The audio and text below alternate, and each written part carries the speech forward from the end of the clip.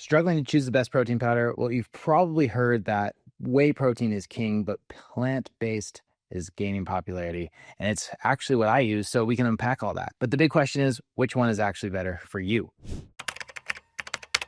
As a men's health expert who helps men optimize testosterone and lose fat and build muscle, I've tested all the protein powders options alongside with my clients and patients. And in this video, I'll break down which one is the best option to help you reach your health goals. And I will say that most guys get this wrong. So they choose the popular option that Costco sells or the one that they hear about on a podcast instead of choosing the one that actually fits their needs. So I'll also show you how to avoid all the common mistakes around protein and how to pick the best option for you. So let's start with whey protein because it's by far the most popular. And one of the biggest advantages of whey is that it's high in leucine, which is an important amino acid that makes whey the best option for muscle growth. It's also fast digesting, making it an ideal post-workout recovery drink. Plus, it contains all 9 essential amino acids, making it a complete protein source. But tread lightly, because if you're lactose intolerant or if you just don't tolerate dairy very well, the truth is you don't have to have a full-blown allergy to dairy to have a negative reaction when you eat whey protein. What I found is that many people struggle with digestion when it comes to whey. In fact, at some point in their lives, most people stop tolerating dairy from cow's milk, and whey is no different. So even if you can tolerate it now. What makes this difficult is that symptoms are all over the place too. So from skin rashes to GI stuff like gas or bloating to brain fog and mood issues, and they can be mild or severe, causing symptoms that maybe you're not even aware of. And another thing to consider is how whey can spike insulin levels or blood sugar levels, which may not be ideal for men dealing with prediabetes or type 2 diabetes. Just to clarify that, it's more of a concern for the insulin-resistant individuals rather than a universal issue. What I'm saying here is that how well you tolerate whey protein is highly individual. There are many reasons why you might not tolerate it. So the point is that if you are one of the lucky ones who can tolerate it, then whey is a good option for an additional protein source. But if you have any chronic issues like mysterious rashes or GI issues or inflammation-based problems like joint pain, then you might want to back off dairy and see if symptoms improve when you avoid it, and then bring it back a couple weeks later once all the dairy proteins like casein are out of your system and challenge it. See how your body responds after a break.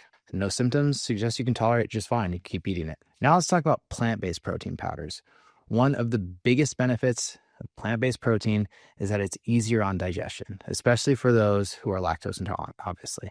It's also packed with fiber, phytonutrients that support, overall health. It's biodiversity of plants. But isn't plant protein lower in quality? Well, that depends. Some plant-based protein lacks certain essential amino acids, but when combined, like pea protein, rice protein, and amaranth, they can be just as effective as whey. That said, if you do use a plant-based protein powder, you might want to supplement with additional branched-chain amino acids to ensure you get enough leucine for muscle growth. But that's just an easy workaround. And when it comes to calories, scoop for scoop, whey and plant protein are about the same.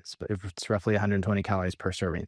So if you're choosing between them for weight loss, calories aren't the deciding factor. So that said, just like with whey protein powder, some brands do add fillers and sugars and weird sweeteners to plant-based protein. So reading labels is key to getting high quality products. So stay clear of additives like erythritol and artificial flavorings. And I personally buy unflavored protein, plant-based protein powder, and then I add natural sweeteners like honey or dates alongside with cacao powder for flavor. Then there's the fact that people also struggle with plant-based protein digestion due to things like lectins and phytic acids and all the fiber. In my experience, I can tolerate products that are a combination of protein sources, but my gut doesn't do well when it's single protein source like pea protein only. And on that note, I also prefer protein powder over protein bars, which are basically a glorified candy bar with all the added sugar and unnecessary junk. It's basically a food-like substance because most bars are packed with sugar alcohols and fillers, and that makes it difficult to digest. It's not much better than the Snickers bar. So if you're currently eating a protein bar every day,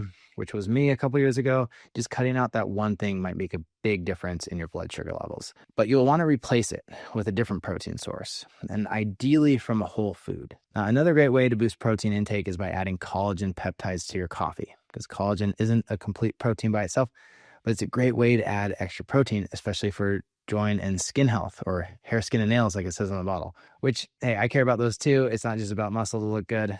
So now here's something to really pay attention to. A recent study by the Clean Label Project tested 160 different protein powders from 70 brands which they say represented like 83% of protein powders on the market. And they uncovered some pretty concerning levels of contaminants. So in their assessment, 47% of these products exceeded safety thresholds for toxic metals, things like lead and cadmium. But here's what grabbed my attention. Plant-based protein powders were particularly problematic, with 77% surpassing safe lead levels. And then organic products were even higher, averaging 3 times more lead and twice the amount of cadmium compared to the non-organic options. Chocolate-flavored powders contain 4 times more lead than vanilla-flavored ones, which is just so crazy. It's true that these findings aren't peer-reviewed, but it still raises a legitimate concern. And I even emailed the brand that I buy my protein powder from. I haven't heard back. So until then, I'm just eating more eggs and more meat. Okay, what about the worst option? Well, the protein powder at your local box supplement store in the big black tub that contains 100 ingredients but only costs $20. It's probably not third-party tested, and it's just not high enough quality to be putting in your body every single day. Because if you're consuming something daily, you want it to be as clean as possible, free from all the contaminants, so it's actually beneficial for your health. Okay, so which should you choose? Well, if your goal is to prioritize muscle gain, you can tolerate dairy, and you want quick absorption, then whey is the best choice. But if you have digestive issues or you just prefer a more diverse option, then plant-based protein might be the better fit. So no matter which one you go with, look for high leucine content, because the goal is about 8 to 9 grams per day to make sure you're supporting muscle growth. And if you're not hitting that goal, then consider supplementing with branched chain amino acids, especially if you're a vegetarian or vegan. So there you have it, whey versus plant-based protein powder. Both have their strengths, but choosing the right one depends on your specific health needs. If this video was helpful, feel free to subscribe for more weekly health tips for men.